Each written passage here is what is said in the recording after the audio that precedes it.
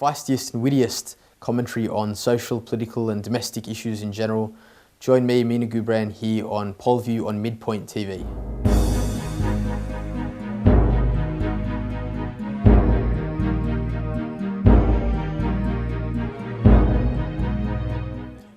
We're back on Polview TV and we're going to go on to the debate about Scottish independence, which Tony Abbott has commented on. And it's a very interesting scenario that we're going to be facing on September 18. The Scots are going to go to a referendum as to whether they should break away from the United Kingdom. What would your view be on this, Mina? My view would be free kilts for all. Sorry? Free kilts for all. Oh, I think that's a vote-winning scheme. And miniature Scottish flags for some. Yeah. Well, but sarcasm aside, what is your view?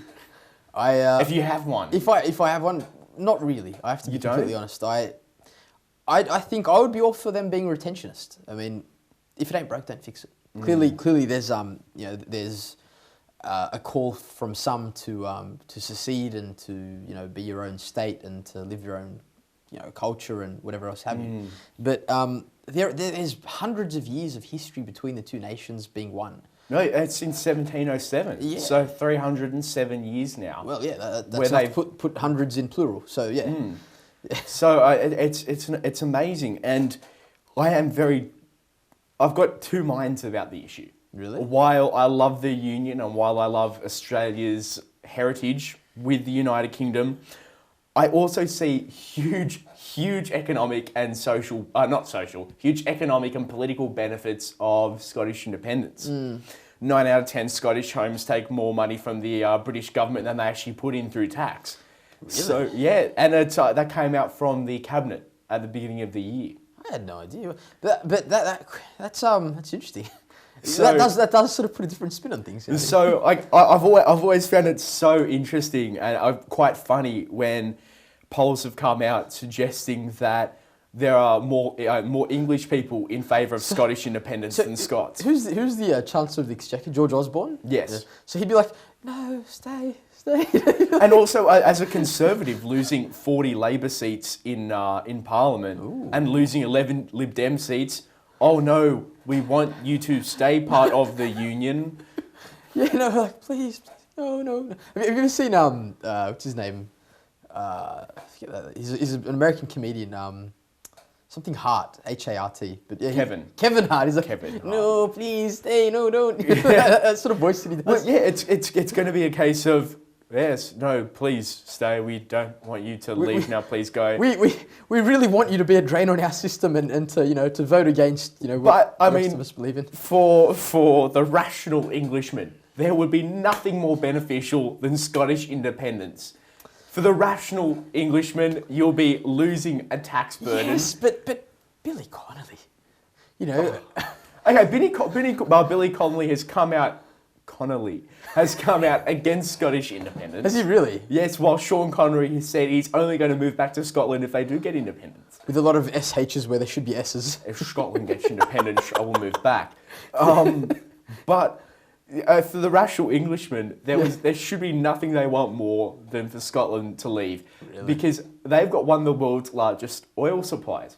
Really? But the that changes islands, things again. Yeah, but the islands which have the oil supplies have said that if Scotland gets independence, they're going to leave Scotland and rejoin England and the rest of Britain. Wait. So the part of Scotland that has money, if there were to be independence, would still be part He's going to leave Scotland to rejoin with England and Wales and Northern Ireland.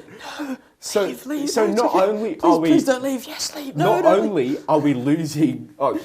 Not only would the remaining part... We are a realm, after all. Yeah. Not only would England, Wales, Northern Ireland be losing a tax burden, they'll also be regaining the good parts, the oil, and then they can relocate shipbuilding to Wales, England, Northern Ireland, creating their own jobs. What was that shipyard, that town full of shipyards and docks, the one where the Titanic sailed from?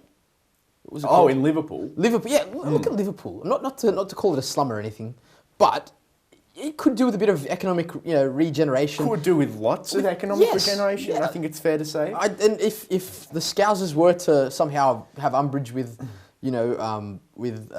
Scotland leaving, they're more than at liberty to leave as well. Or perhaps if we give Scotland, if we drop the border a bit south, and then maybe to Manchester and Liverpool as well, and then cut off that part and let that secede, then the economically beneficial part of England will say as well. What's the south and London. What's Liverpool FC's You'll stadium? never walk alone. No, the stadium, I've got no clue. I know, whatever it's called, they can have that too as well. Yeah, they can have it all. They can have it. But no, they're like, all jokes aside though, this is a very, very loaded debate. And one of the most interesting parts behind this debate I've found is the social media war which both sides are waging against each other. That's very passive aggressive. Well, I mean, there are threats going on. I'm going to tweet smack about you. And I'm going to tweet smack about you back. Oh my God. Oh yeah, but that's it. I'm going to Instagram after this. Yeah, but no, it's a very interesting topic, and we haven't really heard the English debate in favour of Scottish independence. No. Because it's all been the Scottish debate. Has your Sky News been down or something? Is that why you haven't heard it?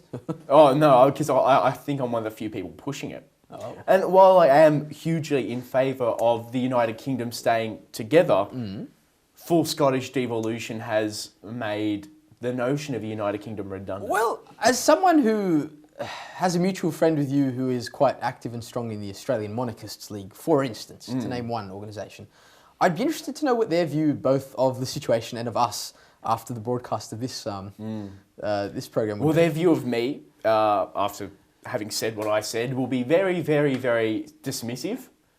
Yes, and aggressive, I would suggest. Yes, but at the same time, the Crown hasn't had its hand in the coffers of the UK for a while. So, well, it's a net giver. Exactly. So, what is their? I mean, their opinion will purely be from the interests of the monarchy, which fair enough, more than fair enough. I mean, the monarchy, any monarchy measures its success in square acres or whatever. So, you've got to. I guess you've got to try and be both. And in my opinion, this was what any well balanced person's view would be: is that economic rationalism and cultural pragmatism versus monarchy and cultural and history. Yeah, and that is the scary part, because there will be ramifications for Australia if there is Scottish independence. What are they? I that was one thing I was thinking of before, but what would they be? Well, constitutionally, whenever we've seen a tiny change in the constitution, like our whole society is built off our constitution. So when you tweak it a little bit, then you're going to say everything built off it now theoretically has to change. And that's going to be things like our flag, all coats of arms, and just institutions which are dated back to the 1787. Well, to quote Dennis Denudo, ladies and gentlemen, it is Mabo, it is the Constitution, it's the vibe. It's the vibe. I think he said it twice, if I'm not wrong, on the castle.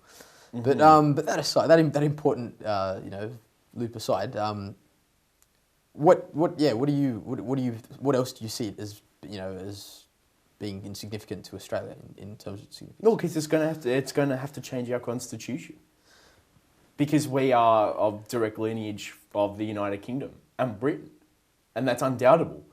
And if you're going to change that, if you're going to deconstruct the United Kingdom, then you're going to have to deconstruct our constitution and rewrite it.